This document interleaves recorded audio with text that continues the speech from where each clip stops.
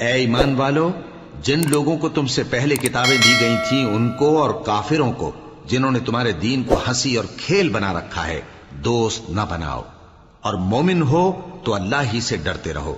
اور جب تم لوگ نماز کے لیے اذان دیتے ہو تو یہ اسے بھی ہنسی اور کھیل بناتے ہیں، یہ اس لیے کہ سمجھ نہیں رکھتے۔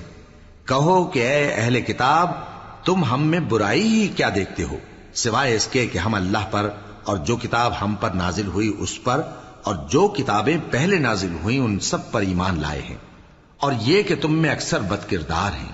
کہو کیا میں تمہیں بتاؤں کہ اللہ کے ہاں اس سے بھی بدتر جزا پانے والے کون ہیں؟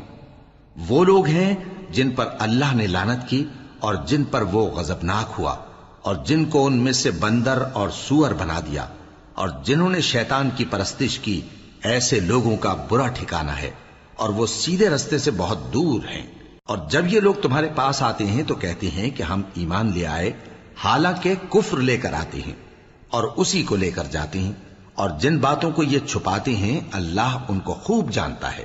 اور تم دیکھو گے کہ ان میں اکثر گناہ اور زیادتی اور حرام کھانے میں جلدی کر رہے ہیں، بے شک یہ جو کچھ کرتے ہیں برا کرتے ہیں۔ بھلا ان کے مشائخ اور علماء انہیں گناہ کی باتیں کہنے اور حرام کھانے سے منع کیوں نہیں کرتے؟ بلا شبہ وہ بھی برا کرتے ہیں۔